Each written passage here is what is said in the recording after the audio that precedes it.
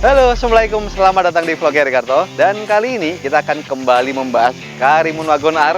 Dan ini adalah Karimun Wagon R AGS, Automatic Transmission, Tritonic.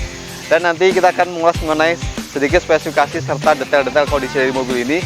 Serta di ending video kami akan spill mengenai harganya dan pajak per tahun dari mobil ini. Sebelum lanjut videonya, jangan lupa subscribe, like, dan stay tune terus.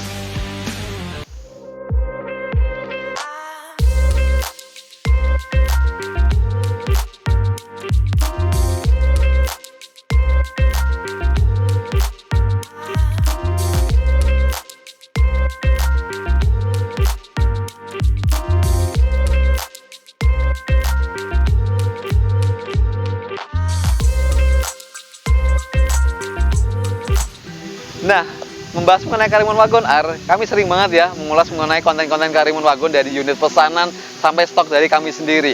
Nanti linknya atau playlistnya ada di bawah, nanti kalian bisa scroll-scroll aja. Jadi dari yang tipe GL, tipe GX, tipe GS, kami sering banget mengulas. Dan ini adalah salah satu unitnya kami, ini Karimun Wagon R AGS tahun 2015. Tangan pertama masih full set semua, jadi kunci serep manual book masih cukup komplit. Dan kondisinya pertama kami dapat, nanti link berburunya ada di atas, jadi kalian bisa tahu kondisi dari apa adanya sampai jadi seperti ini. Nih, pertama kami akan bahas mengenai headlampnya. Dan untuk tipe GS cirinya adalah sudah menggunakan model lampu sipit seperti ini, beda sama GX atau GL ya, pasti sudah banyak yang tahu. Dan kondisinya kemarin ini reflektornya pada menghitam, bagian kiri, bagian bawah sini agak sedikit retak kecil dan mulai menghitam, bagian kanan juga reflektornya sudah mulai menghitam.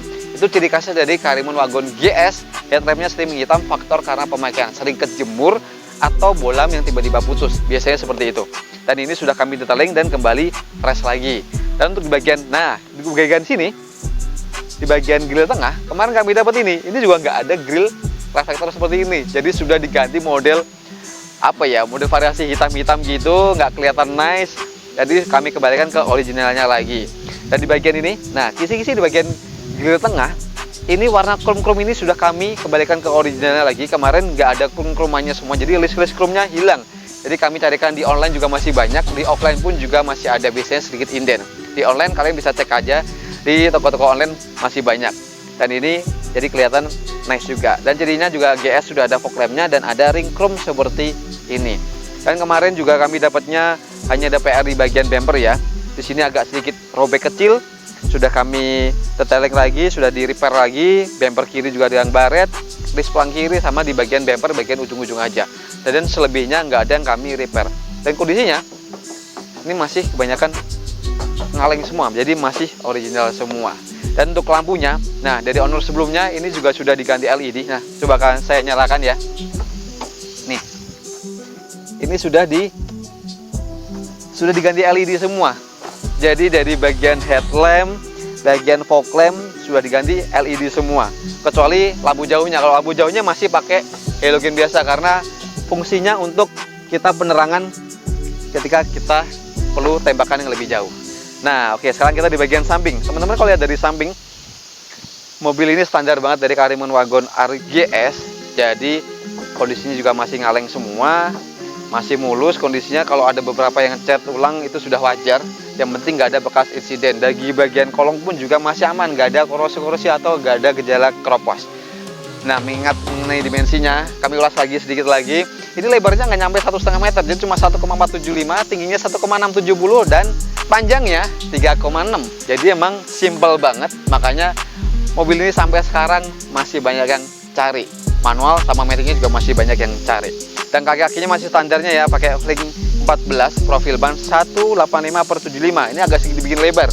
Kalau standarnya sebenarnya 175, tapi ini diganti lebih lebar lagi. Depannya cakram, belakang masih drum atau tromol. Dan ini sudah tambahkan dengan talang air. Chrome ini tambahan dari kami juga, handle-nya sebenarnya berwarna dengan body. Tangkinya sebelah kiri, kapasitasnya kurang lebih 35 liter. Dan di bagian atas, teman-teman kalau ada yang tanya lagi, kenapa tidak ada roof rail-nya? Karena emang untuk tipe GS atau tertingginya, justru dari pabrikannya dilepas roof rail-nya. Jadi agak aneh. Lebih bagus sebenarnya dipasang lagi juga kelihatan lebih nice lagi. Tapi itu selera lagi. Oke, sekarang kita lihat di bagian belakang. Yuk. Nah, ini lihat dari belakang, standar banget dari Karimun Wagon GS. Dan kemarin kami dapat pertama, nah di link berburunya nanti kalian juga bisa lihat ini semuanya masih polos di bagian bagasi, jadi nggak ada namanya tulisan-tulisan seperti ini dicopotin semua. Kami hanya kurang logo S-nya aja, belum kami pasang juga.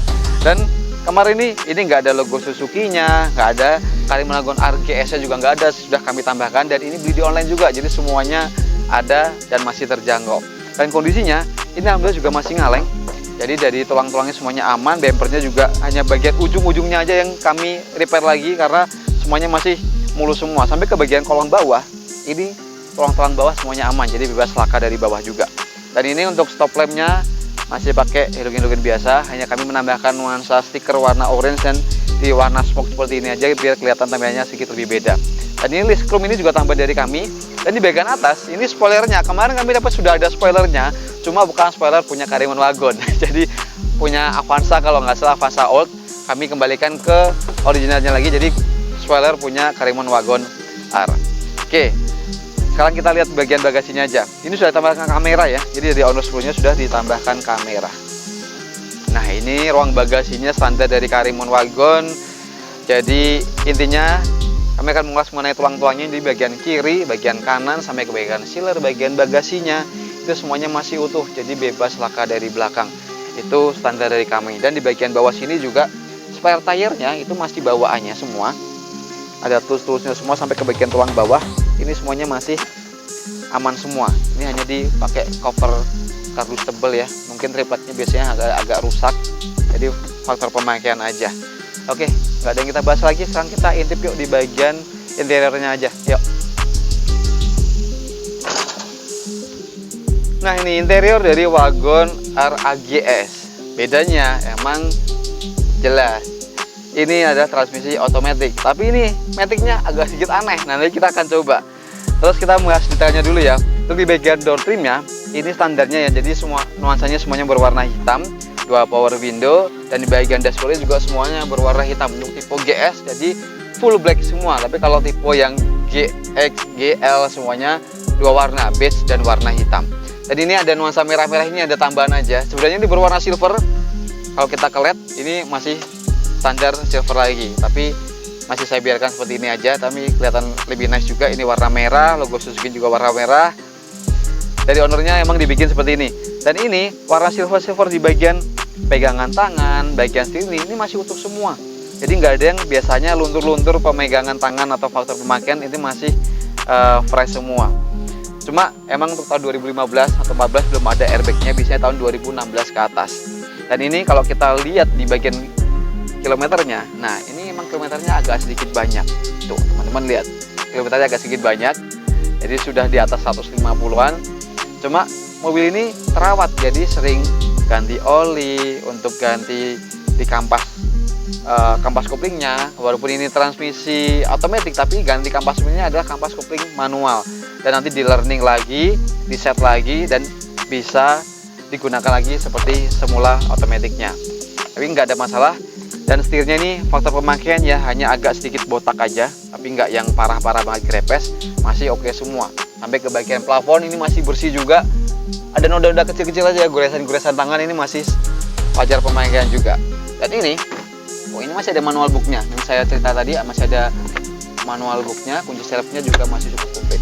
Ini tape-nya sudah diganti double din dan koneksi ke kamera belakang. Tuas AC-nya juga simpel banget. Semua Karimun seperti ini, hanya speednya aja dan aja cool aja. Ada laci, ada lighter 12 voltnya di bagian sini. Kalau tipe yang GX dan GS ada lighternya juga seperti ini. Dan nah ini cup holder 2 seperti ini, kisi-kisi seperti ini untuk penyimpanan koin. Di bagian door trimnya juga hanya ada door pocket sama speakernya juga. Ini tombol fog lampnya di bagian kanan standar.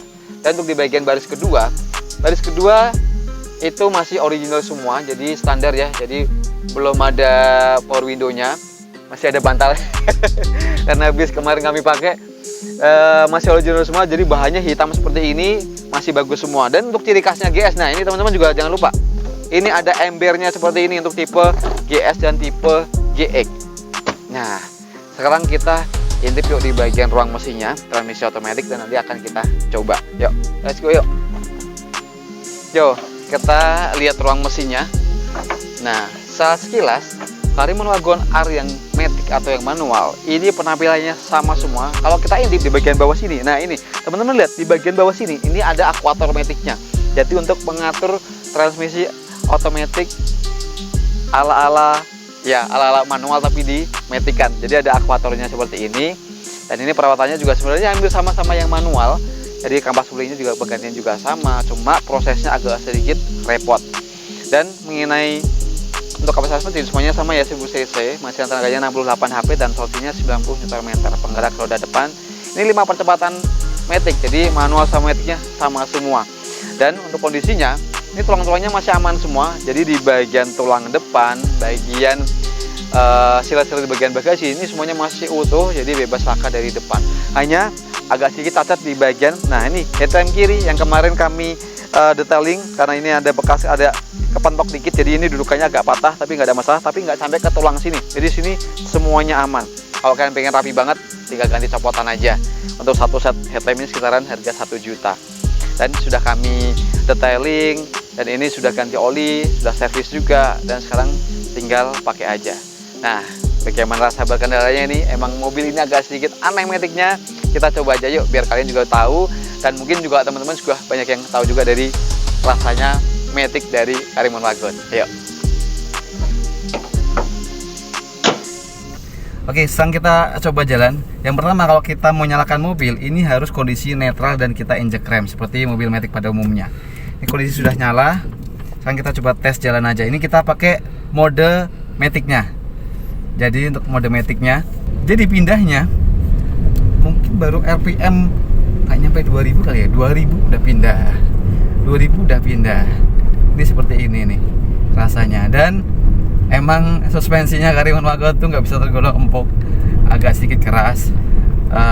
Cuma juga di bagian belakang ini suspensinya emang agak dibikin sedikit lebih keras ya dari ownernya itu. Mungkin nggak tahu entah kenapa, atau sering buat muatan berat atau gimana, jadi agak dibikin lebih berat.